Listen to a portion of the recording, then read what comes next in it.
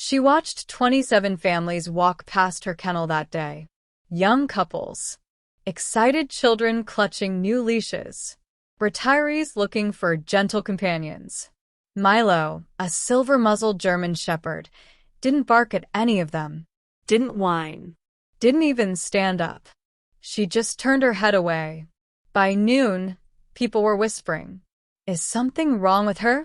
Maybe she's sick. She's probably too old." But I saw something nobody else did. Milo wasn't rejecting families. Her eyes kept tracking something else, the shelter entrance. Every single time that door opened, she'd lift her head with this expectation. Like she knew exactly who she was waiting for. And she refused to settle for anyone else. What happened when that door opened one final time would make everyone in the shelter stop breathing. Stay with us, because this story will remind you what real loyalty looks like. Before we begin, hit that like button if you believe some bonds can survive anything. Subscribe so you never miss stories like this one. And drop a comment. Where are you watching from? I love connecting with animal lovers around the world. Let me take you back to that morning, Adoption Day, at Riverside Animal Shelter. I'd volunteered there for 6 years, long enough to know the rhythm of these events. The smell of fresh kibble mixing with donated blankets. The sound of excited barking echoing off concrete walls. Families arriving with hope in their eyes and photos of their backyards already pulled up on their phones. Every kennel buzzed with energy, tails wagging against chain link, noses pressed to glass, dogs doing their best pick-me performances. Every kennel except number 17. Milo sat on her orthopedic bed, the thick memory foam kind we kept for senior dogs with joint issues. Her arthritis medication had been given right on schedule that morning, mixed into her breakfast with a bit of wet food. Everything was prepared for her comfort. A slow feeder bowl to help with digestion, a soft blanket that smelled like lavender calming spray, even a puzzle toy we'd set aside in case her new family wanted to keep her mind sharp. But Milo wasn't interested in performing. She sat perfectly still, silver fur catching the fluorescent lights, brown eyes alert but distant. Her posture wasn't fearful. I'd seen fearful dogs. This was something else entirely. Something deliberate. The first family approached around 9:15 a.m. A young couple, maybe late 20s, both wearing matching rescue t-shirts. They knelt down, spoke in those soft, high-pitched voices people use with animals. "Hey, beautiful girl. Look at you. You're so calm. Would you like to come home with us?" Milo's ears twitched. She heard them, but she didn't look at them. She looked past them, through them, her gaze fixed on that entrance door 30 feet behind them.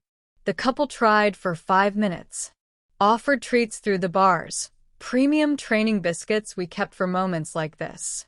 Milo sniffed once, then sat back down. They left confused. Then came the family with 2 kids. The little boy, maybe 7 years old, pressed his face against the kennel. "Mommy, I want this one. She looks like the dog from that movie." Milo stood then. Just for a second. My heart lifted. Maybe this was it. But she wasn't standing for the boy.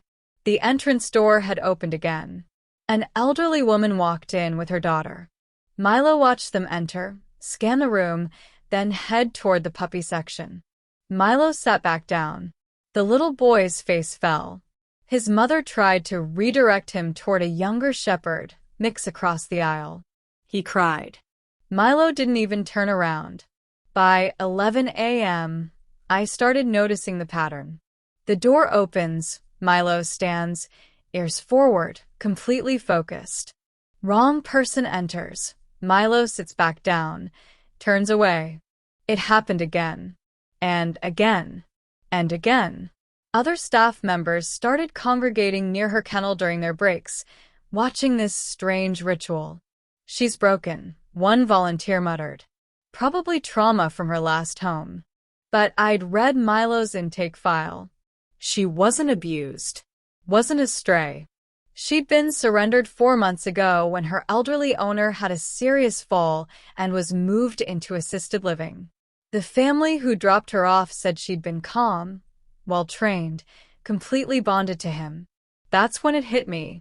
Milo wasn't broken. She was waiting. Not for a family. For her person. I pulled out her file again during lunch. I looked at the notes. Owner, James Whitfield, 71. Medical emergency. Assisted care facility. No return date listed. Family unable to take dog. The paperwork was clinical. Cold. But reading between the lines, I could see it. A man who'd probably spent every night with this dog curled beside him. Someone who'd shared his evening routine with her. Pill organizers lined up on the nightstand. Heating pads for sore muscles. The kind of quiet companionship that develops between people and dogs who've weathered storms together. Milo had surrendered, but she'd never surrendered to him. The afternoon stretched on. Adoption day was winding down. Most families had made their choices, were filling out paperwork, taking photos with their new companions. The shelter was clearing out. Milo remained. Sitting. Watching. Waiting. At 4:47 p.m., I almost started closing her kennel area early. She was clearly done for the day, and honestly, my heart couldn't take watching her refuse one more family. Then the door opened one final time, and Milo stood up like she'd been waiting her whole life for this exact moment. The man who walked through that door at 4:47 p.m. moved slowly, a cane in his right hand steadying each careful step. But I'm getting ahead of myself. Let me tell you about the hours before that moment, the families Milo refused, and why none of us understood what we were witnessing. After the young couple in matching rescue shirts and the family with the crying boy, we thought maybe Milo just needed a different approach. Sarah, our senior adoption coordinator, suggested we try older potential adopters, people whose energy might match Milo's calm demeanor. At 12:30 p.m., a retired couple arrived. Late 60s, both wearing sensible shoes and cardigans that screamed, "We have a routine and you'll love it." The kind of people who'd probably already researched the best joint supplements for senior dogs, who'd have a pill organizer ready and a schedule posted on the refrigerator. Perfect for Milo, we thought. The woman knelt slowly, arthritis clearly affecting her own joints. "Hello, sweetheart," she said softly. "We have a quiet home. A fenced yard. We understand older dogs need special care." Milo's ears rotated toward her voice. Acknowledgement. But her eyes? Still fixed on that entrance door. The husband pulled out his phone, showing photos of their home setup. "See? We already have an orthopedic bed. Extra thick. And a ramp for the back porch steps." For a moment, just a heartbeat, Milo glanced at the photo. My breath caught. Was this it? Then the door opened. A delivery person dropping off supplies. Milo stood fully, ears forward, body tense with anticipation. The delivery person waved to the front desk and left. Milo sat back down, turned her head toward the back wall of her kennel, and the couple might as well have been invisible. They stayed for 20 minutes. Left disappointed. The woman's eyes were wet. By 1 p.m., our break room had become a strategy session. "Maybe she's in pain," Marcus suggested, our kennel manager with 15 years of experience. Dogs mask discomfort. "Could be that her hips are worse than we thought."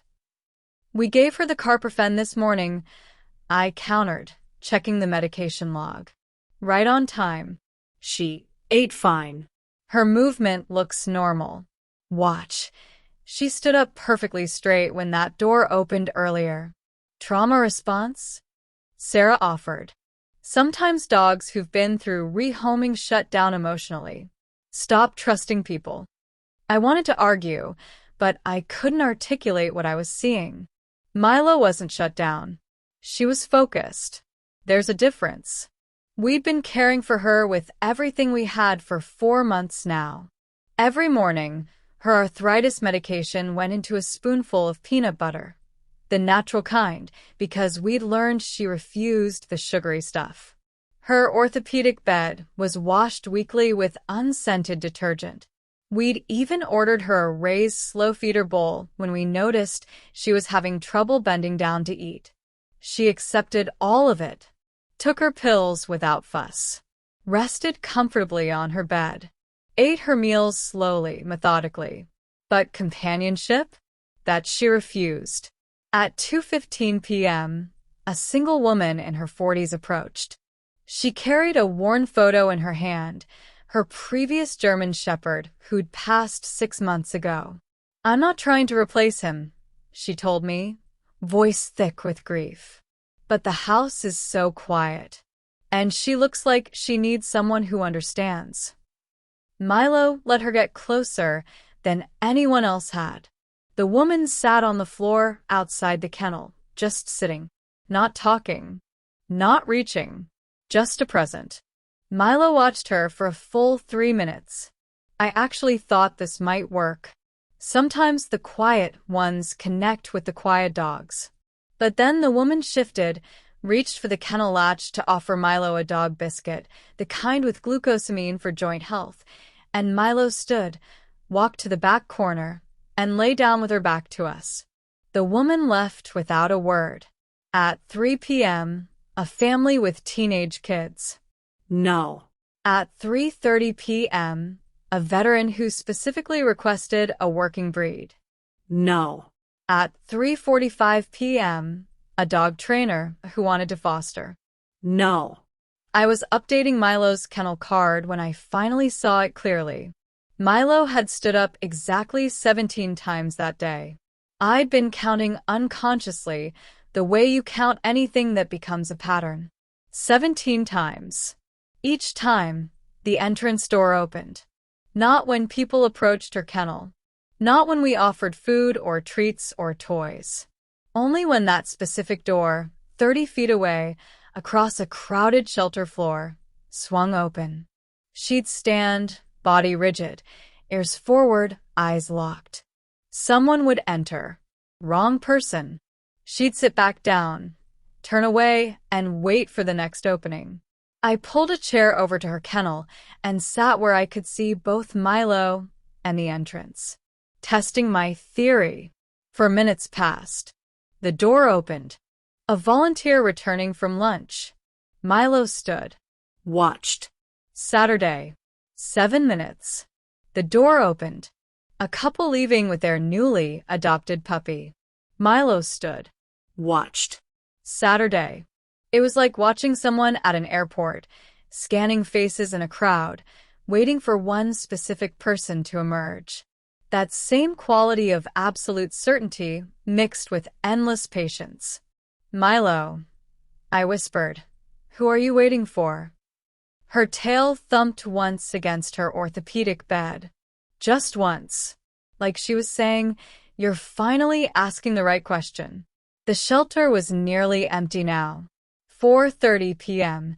Most families are gone. Adoption day winding down to its inevitable close. I should have been processing paperwork for the dogs who had found homes. But I couldn't leave her. At 4:47 p.m., the door opened one final time. And everything changed.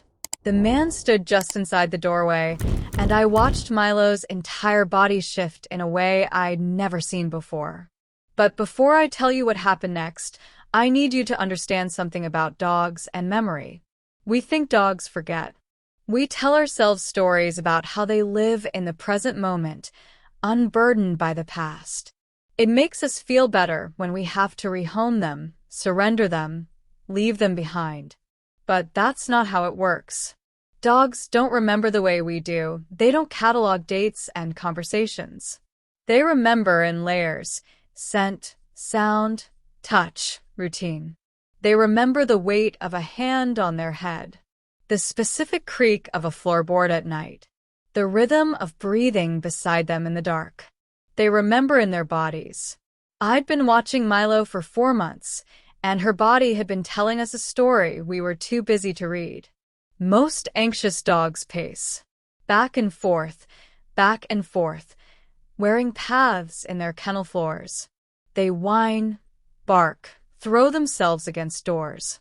Their anxiety is loud, demanding, impossible to ignore. Milo did none of these things. She sat, perfectly still, posture upright but not rigid. This wasn't the frozen stance of a terrified dog. I'd seen plenty of those dogs who'd shut down completely, who'd stopped believing anyone would come. No. Milo's stillness was purposeful, military, like she was on duty. Her ears stayed alert without that backward flattening that signals stress. They rotated like radar dishes, tracking sounds, the scrape of the front desk chair, footsteps on linoleum, the pneumatic hiss of the entrance door opening. She was listening for something specific. Our shelter had its own language of sounds and smells. By 5 p.m., you could read the day in layers. The morning's disinfectant gave way to the afternoon's kibble and wet food. The industrial laundry detergent from freshly washed bedding. That specific combination of dog shampoo, stress pheromones, and the hopeful energy of families who'd found their matches. Milo had learned this rhythm over 4 months. She knew when feeding time approached by the sound of the storage room door. She knew when we were preparing medications by the rattle of pill bottles. She responded to our routines with the calm cooperation of a dog who understood structure. Every evening at 6 p.m., I'd bring her the heating pad, the kind with the removable cover we could wash. She'd wait while I positioned it on her bed, then settle onto it with a small sigh, letting the warmth work into her aging joints. She'd take her evening carprofen without fuss, licking the peanut butter off my finger with gentle precision. She'd eat from her raised slow feeder bowl, pacing herself, never rushing. The kind of measured eating that suggested someone had once taught her patience, had once cared whether she got indigestion. At night, after the lights dimmed and the shelter quieted, I'd sometimes stay late finishing paperwork. I'd watch her settle on her orthopedic bed, positioning herself in a very specific way, curled slightly, head resting near the front corner of her bed, facing outward. It took me 2 months to realize why that position looked so familiar. She was sleeping the way a dog sleeps when they're used to sleeping beside something, when there's supposed to be a nightstand nearby, when they're used to being close enough to hear someone breathing, close enough to wake if that breathing changes. Milo didn't just accept our care, she expected it. Not demandingly, but with the quiet assurance of a dog who'd once lived within a structure she understood. She knew about medication schedules, knew about heating pads for pain, knew about slow feeding and joint supplements, and the importance of a good orthopedic bed. These weren't things we'd taught her. She'd brought them with her. Someone had loved this dog enough to learn what her aging body needed. Someone had spent evenings managing pain relief routines, had invested in the right equipment, and had built a life around caring for her comfort. And then they disappeared. Sitting there at 4:47 p.m., watching Milo stand as that door opened, I finally understood what I'd been seeing all day. Milo wasn't refusing families because she was broken or traumatized or too old to bond. She was refusing families because she already had someone. In her mind, in her body, in the way she positioned herself on that bed every night, she still belonged to someone. And that someone had taught her routines, had shared their own pain management rituals with her, and had made her part of their daily survival. What if she wasn't waiting for a family? What if she was waiting for her person, the one whose breathing she'd memorized, whose medication schedule matched her own, whose nighttime routine was written into her bones? The door finished opening. The man with the cane took one step inside. And Milo's tail, still for hours, unmoved by 27 families, began to wag. By 3:30 p.m., the whispers had started. Not the curious kind, The cruel kind that people don't realize cuts deep even when they think no one's listening. She's been here 4 months. A woman in a designer coat spoke to her husband just loud enough. That's a long time for a shepherd. There must be something wrong with her. Her husband nodded toward Milo's kennel. Look at the gray on her face. She's old. Who adopts an old dog? I was refilling water bowls 3 kennels down, but I heard every word. My grip tightened on the pitcher. The shelter had a rhythm to adoption days, a specific arc of energy that I'd witnessed dozens of times. Morning brought excitement, that electric buzz of possibility. Midday was decision time, families narrowing choices, asking questions, imagining futures. But late afternoon? Late afternoon was when the reality set in. When kennels that had been skipped all day started to feel permanent. When volunteers stopped making eye contact with the dogs nobody wanted. When even the most optimistic among us began mentally preparing for the maybe next time conversation. The families who remained at 3:30 were either still deliberating between 2 finalists, or they were the ones who'd come late, hoping for a discount miracle. Neither group was looking at Milo. She shut down emotionally. I heard Marcus tell a couple who'd asked about her. He meant well. Marcus always meant well. Sometimes dogs from traumatic situations just disconnect. It's not that she's aggressive. She's just not ready to bond again. The couple nodded sympathetically and moved on to a bouncy 2-year-old mix who was doing backflips for attention. I wanted to scream. Milo wasn't shut down. Milo wasn't broken.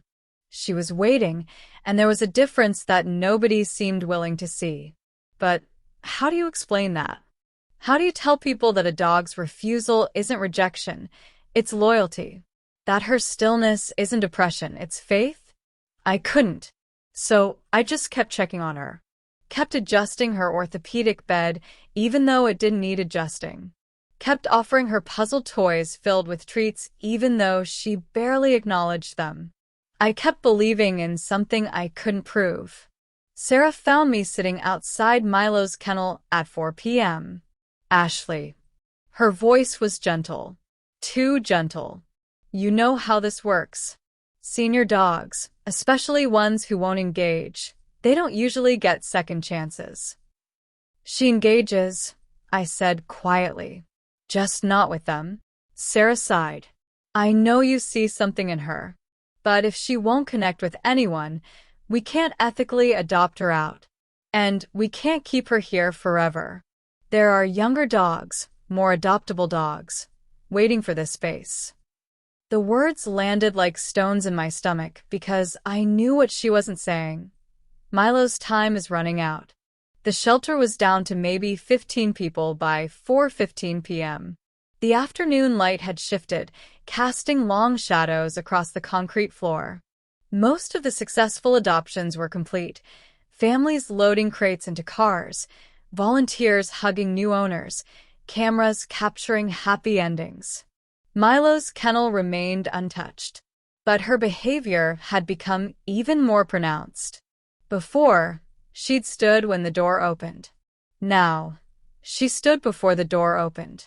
Like she could hear something none of us could, footsteps in the parking lot, maybe, or the specific sound of a particular car door closing. 4:22 p.m., door opens. Volunteer leaving for the day. Milo stands, watches, sits. Her disappointment is palpable now, a heavy thing in the air. 4:35 p.m., door opens. The family returned because they forgot their new puppy's vaccination records. Milo stands, ears so far forward they're trembling. Watches. Sits. This time, she doesn't turn away immediately. She stares at the closed door for a full 30 seconds, as if willing it to open again with different results. I checked my watch. 4:38 p.m. We closed at 5:30 on adoption days. Less than an hour left. I'd been doing this long enough to know the statistics. Senior dogs have a 30% adoption rate compared to younger dogs. Senior dogs who won't engage with potential adopters? That number drops to nearly 0. And Milo wasn't just refusing to engage. She was actively turning away, which read as rejection to everyone who didn't understand what they were witnessing. Tomorrow, she'd wake up in the same kennel. We'd give her the same medications, the same careful routine. But Sarah's words would hang over everything. We can't keep her here forever. What happens to dogs like Milo when their time runs out? I didn't want to think about it. I couldn't think about it. Around me, the shelter was winding down. Volunteers were sweeping floors, breaking down the extra tables we'd set up for paperwork, and storing banners that read, "Find your forever friend today." The irony wasn't lost on me. I walked back to Milo's kennel one more time. She was lying on her bed now, head up, eyes trained on that entrance door with the same unwavering focus she'd maintained all day. "Whoever you're waiting for," I whispered. "They'd better get here soon." 4:47 p.m. The door opened, and this time, everything I thought I knew about loyalty, about faith, about the way love refuses to forget, all of it crystallized into one perfect, impossible moment. Because Milo didn't just stand.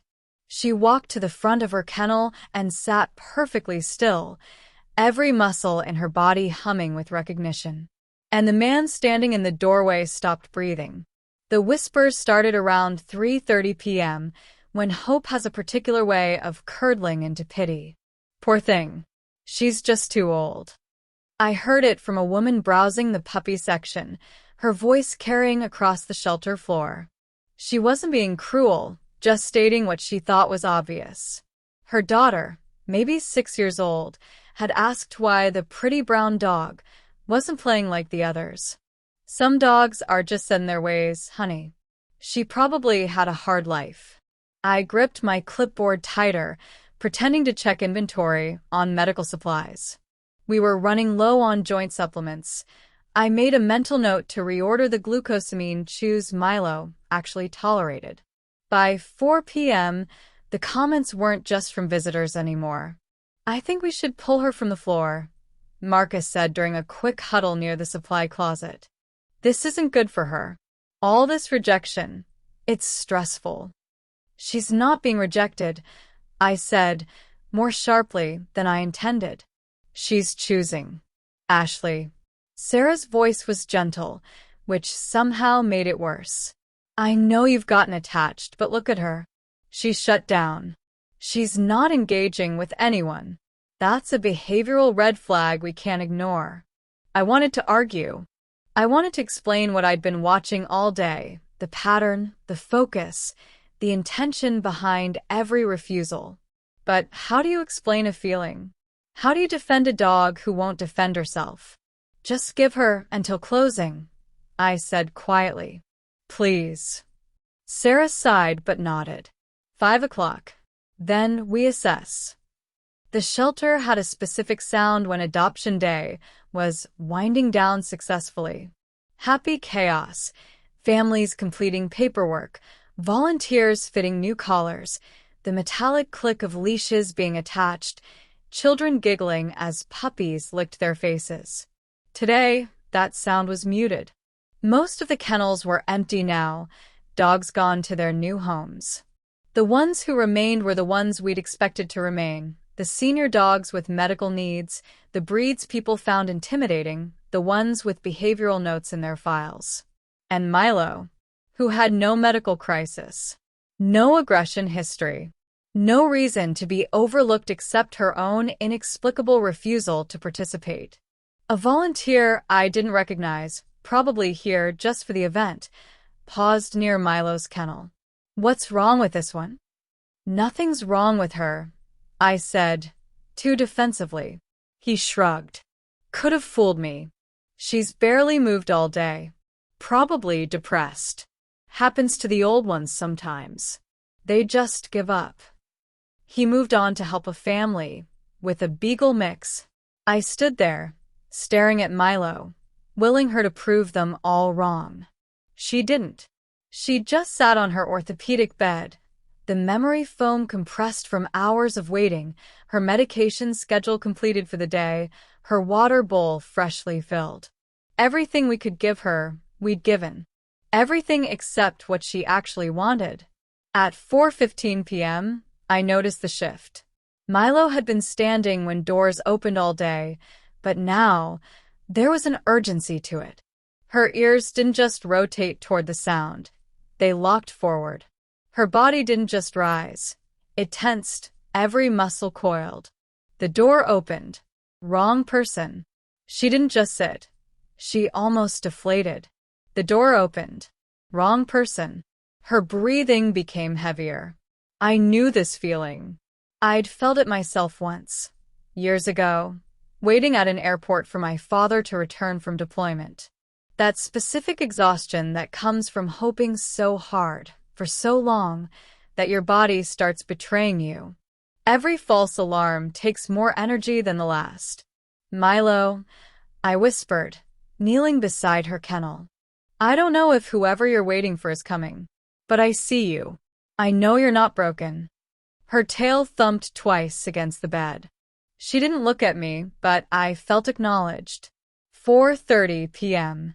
The overhead lights seemed harsher now, fluorescent and unforgiving. I'd been in rescue long enough to know the statistics. Senior dogs, especially ones who'd been in the system for months, didn't get second chances easily. And a senior dog who refused to engage?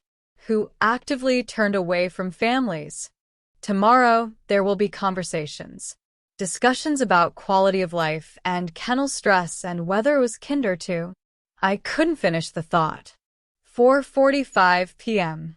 Sarah appeared beside me, her expression saying everything. 15 minutes until closing. 15 minutes until we'd have to decide what came next for a dog who wouldn't choose to save herself. I'm sorry, Ash. We tried. The entrance door was propped open now, volunteers beginning the end-of-day cleanup routine. Cool evening air drifted in, carrying the scent of car exhaust and distant rain. Milo's head lifted. Not at the door. At something beyond it. Some sound or scent I couldn't detect. For the first time all day, her tail began to wag. Just slightly. Just enough. Wait, I breathed. 4:47 p.m. The door opened one final time. Lucy. That single word, barely a whisper, unlocked everything. James Whitfield's eyes filled as Milo's tail thumped against the concrete floor. Not Milo. Lucy. The name she'd carried for 11 years before a shelter intake form renamed her. I'm so sorry, he breathed. I'm so sorry. Sarah pulled up his file on her tablet while I stood frozen. Watching this reunion, I still didn't fully understand. The records painted the picture in clinical terms, but James filled in what mattered. Lucy had been his companion through the worst of it. Stage 3 cancer. 18 months of chemotherapy that left him so weak some nights he couldn't make it from the bathroom back to bed without sitting down halfway. She'd been there every single night. She slept right here, James said, his hand hovering near his ribs. On the bed, always on my left side. Close enough that I could feel her breathing. On the bad nights, the really bad nights after treatment, I'd wake up at 2 a.m., 3 a.m., needing my anti-nausea medication. She'd wake up too. Every time. Just watch me take my pills from those organizers the nurses gave me. His voice cracked. Never left my side. Not once. I pictured it then, a small bedroom, probably dim. Prescription bottles lined up on a nightstand. A heating pad for the body aches that came with chemo. And Lucy, pressed against her person, sharing the weight of those long, painful hours when nights stretch into forever. She learned my routine, James continued. 8 p.m. medication. Heating pad set to medium. Ice chips in a cup because my mouth was always so dry. She'd rest her head right next to the pill bottles, like she was keeping count with me. The bond wasn't just companionship. It was survival, shared, witnessed, survived together. I beat it, James said, wiping his eyes. The cancer made it to remission. I thought we'd have more time. Years. I promised her we would. But 8 months into remission, he'd fallen. Just a stupid accident. Wet bathroom floor. Lost his balance. Shattered his hip. Emergency surgery. 3 weeks in the hospital. Another month in rehab. My daughter said she'd keep Lucy temporarily, just until I was stronger. But the rehab facility became assisted living, and assisted living doesn't allow dogs over 50 pounds. They said I needed more support. Said I wasn't stable enough to live alone yet. His daughter had tried. Called rescue organizations, searched for fosters. But Lucy was 9 years old then, anxious without James, grieving in her own way. Eventually, she'd ended up here. Surrendered. Renamed. For months, I said quietly. She's been waiting 4 months. James nodded, leaning heavily on his cane. I've been fighting to get out. Fought through every physical therapy session. Convinced the doctors I could manage at home without patient support. Got my daughter to help me find a ground floor apartment that allows dogs. He looked at Lucy, Milo, this shepherd who'd refused 27 families. I never stopped looking for her. Called every shelter within 50 miles. But she'd been transferred here from another county. Different names in the system. I only found this place because someone posted about Adoption Day on a community board. Lucy stood then. I walked to the front of her kennel with that same deliberate grace I'd watched all day. But this time, when the kennel door opened, she didn't hesitate. She walked straight to James, pressed her body against his legs, carefully, aware of his balance, and released a sound I'd never heard from her before. A sigh. Deep and long and full of recognition. Finally, I've finally found you. The kennel latch made a soft metallic click as I pulled it open. For a moment, nobody moved. Not me. Not the man, James. I now knew his name was James. Not the 3 remaining staff members who'd gathered without realizing they were witnessing something sacred. Not even Milo. She stood at the front of her kennel, perfectly still, as if moving too quickly might shatter whatever fragile miracle had brought him here. Lucy, James whispered again, his voice cracking on the syllable. I'm so sorry. I'm so sorry. Then Milo moved. Not the way other dogs moved during shelter reunions. No frantic jumping, no chaotic spinning, no uncontrolled celebration. She walked. 3 measured steps forward, head lowered slightly until she stood directly in front of him. And then she did something I'll never forget. She pressed her forehead against his leg, just above his knee, and held it there. The full weight of her head resting against him. Eyes closed. A sigh releasing from somewhere deep in her chest. The kind of sigh that carries 4 months of waiting, confusion, and faith that somehow, against every odd, he'd come back. James's cane clattered to the floor. Both his hands went to her head, fingers threading through silver fur, thumbs stroking behind her ears in a rhythm he'd clearly repeated thousands of times before. His shoulders shook. Tears fell openly, silent ones that spoke of nights alone in an assisted care facility, wondering if his dog thought he'd abandoned her, wondering if she'd understand he hadn't had a choice. I couldn't come sooner, he choked out. They said I wasn't stable enough. Physical therapy, medical clearances. I tried, Lucy. God, I tried. Milo. Lucy didn't move. Just pressed closer, her entire body weight leaning into him, offering the same steady support she must have given him through chemo nights, through pain-filled mornings, through every moment when his body betrayed him, and she remained constant. Sarah covered her mouth with both hands. Marcus turned away, wiping his eyes with the back of his sleeve. One of the volunteers pulled out her phone, not to record, but to text someone. "You need to see this." I stood frozen, my clipboard forgotten against my chest, watching something I didn't have adequate words for. This wasn't just a reunion. It was a promise kept. A bond that had survived bureaucracy, distance, and 4 months of Milo refusing to believe he wouldn't return. James slowly lowered himself to his knees, ignoring the obvious pain the movement caused. Lucy adjusted immediately, pressing against his chest now, her head tucking under his chin exactly the way she must have done 1,000 times on his bed. The bed where pill organizers and heating pads created a nightly landscape of survival they'd navigated together. "You waited," he breathed into her fur. "You actually waited." Her tail wagged then. Just twice. Small, controlled movements. Not celebration. Confirmation. "Of course I waited. You're mine." We gave them 10 minutes. Maybe 15. Nobody counted. Nobody cared about protocol or schedules. Some moments exist outside of time, and this was one of them. Eventually, James struggled back to his feet. Lucy stood with him, matching his pace, her shoulder pressed against his leg, not guiding, not pulling, just there. Exactly where she belonged. "I have a place now," he said, looking at me with red-rimmed eyes. 1 bedroom. Ground floor. The complex allows dogs. I have her bed. Her bowls.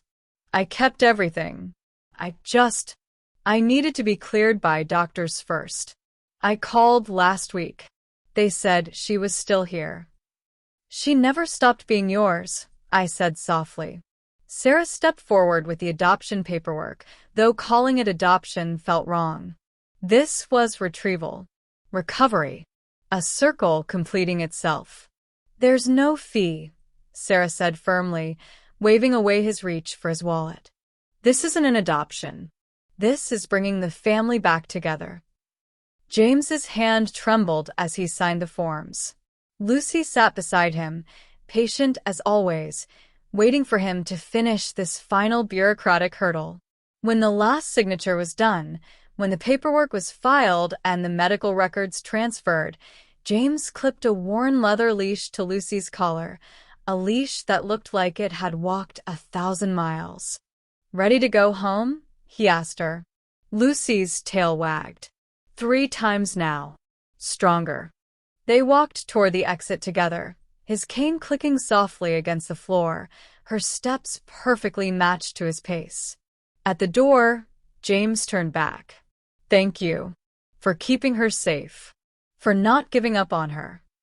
"She never gave up on you," I replied. The door closed behind them. The shelter felt suddenly emptier, even though we still had 30 dogs in residence. Sarah broke the silence first. "I'm going to cry in the supply closet for 5 minutes. Nobody disturbs me." Marcus nodded. "I'll join you."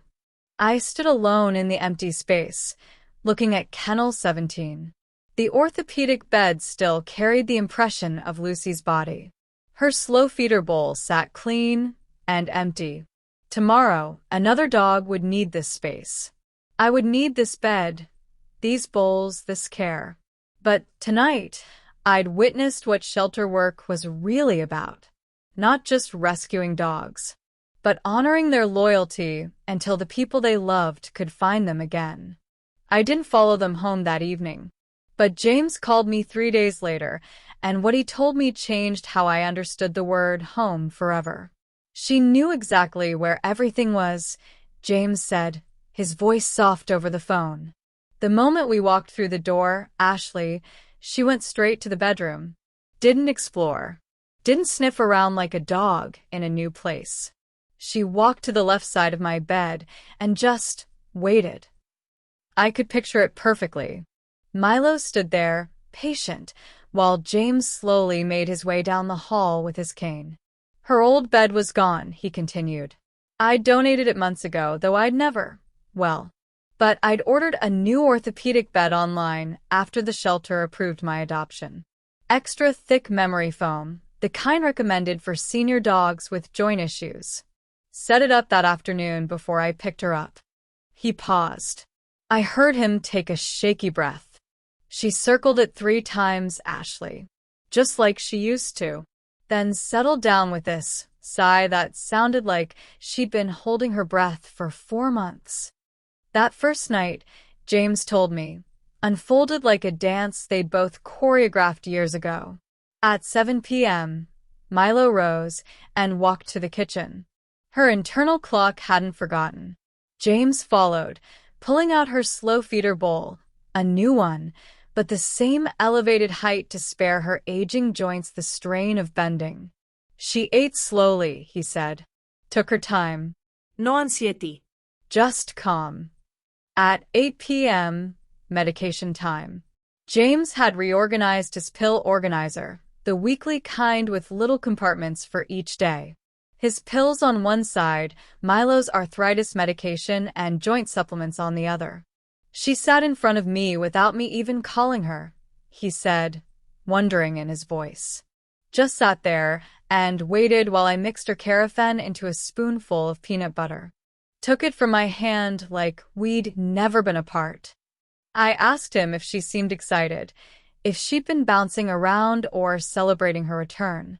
James laughed quietly. No. That's what made it so, right? She wasn't excited, Ashley. She was settled. There's a difference. He was right. Safety isn't excitement. It's not fireworks or celebration or dramatic reunion scenes. Safety is recognition. It's muscle memory. It's knowing where the water bowl sits and which side of the bed is yours, and that when the person you love pulls out the pill organizer, you sit without being asked. That evening, James told me he'd brushed Milo's coat with a soft bristle brush designed for senior dogs, gentle enough for sensitive skin. She'd leaned into each stroke, eyes half closed. At 10 p.m., she'd taken her position beside his bed. Not on it. She'd never been allowed on the furniture. But right there, close enough that James could reach down and rest his hand on her head in the middle of the night. I didn't sleep much, James admitted. Kept waking up to make sure she was still there. And every time I looked down, her eyes were open too. Just watching me, making sure I was real. After we hung up, I sat in my car outside the shelter for a long time, thinking about what I'd witnessed. Home isn't a place. It's not 4 walls or a backyard or the perfect setup. Home is the person who knows you take your medication with peanut butter, who remembers which side of the bed you sleep on, who doesn't need words to understand what you need. Milo had refused 27 families because she already had a home. She was just waiting for it to come back and find her. That night, in a quiet house in a quiet neighborhood, an old man and an old dog slept peacefully for the first time in months. Neither one alone anymore. Both of them, finally home. I drove past James Whitfield's house 3 weeks after the reunion. Not to check on them, that would have been intrusive. But the route happened to take me by, and I'd be lying if I said I didn't slow down just a little. Through the front window, I could see them. James in his recliner, a heating pad visible on the armrest. Milo on her orthopedic bed beside him, not the shelter's bed, but one he'd kept all these months, waiting in a closet like a promise he couldn't keep. Until he could. We live in a world that worships speed. Swipe right. Upgrade now. Move on. Next. But Milo taught me something that day at the shelter, something I think we forget as we get older, and the world tells us our time for waiting has passed. Waiting isn't passive. It's not giving up. Sometimes, waiting is the most faithful thing you can do. Milo didn't reject 27 families because she was broken or stubborn or too old to adapt. She rejected them because she already belonged to someone. And that kind of bond, the kind built through hospital nights and shared medication schedules, through heating pads and pill organizers, and the quiet language of 2 beings who've weathered pain together, that doesn't dissolve just because circumstances change. Love doesn't have an expiration date. It doesn't stop at assisted living facility doors or surrender paperwork. It waits. If you're watching this and you're in your 40s, 50s, 60s, or beyond, if you've ever felt like the world moved on without you, like your best years are behind you, like patience is just another word for being left behind, I need you to hear this. Milo was 11 years old, silver-faced, arthritic, in shelter terms, nearly unadoptable. But she wasn't waiting for just anyone. She was waiting for her person. And when you belong to someone, truly belong, age becomes irrelevant. Time becomes meaningless. What matters is the recognition, the coming home, the moment when someone says your name and you remember who you've always been. James didn't need a young, energetic dog. He needed the one who'd slept beside his bed during chemo. The one who understood his pace, his pain, his quiet moments. And Milo didn't need a perfect family with a big backyard and healthy joints and decades ahead of him. She needed the person who knew how she took her medication, who remembered which side of the bed she preferred, who didn't see her age as a limitation but as a map of everywhere they'd been together. That evening I drove by, Milo lifted her head as if she sensed me slowing down. Her tail gave one gentle thump against her bed, that same single thump she'd given me at the shelter when I'd finally asked the right question. James's hand rested on the arm of his chair, fingers curled around his cane. Close enough to reach her if he needed to. Close enough for her to know he was there. Neither of them needed to move. They'd already found each other. Some dogs don't need to be chosen. They don't need to perform or prove themselves or compete for attention. They're already exactly where they belong. They're just waiting for the rest of us to figure it out. If this story touched you, please share it with someone who needs to hear that waiting isn't giving up, it's holding on. Subscribe for more stories that remind us what loyalty really looks like. And leave a comment. Have you ever waited for something everyone else told you to give up on? Because sometimes the most beautiful reunions are the ones nobody else believed were possible. Milo taught me that, and I'll never forget it.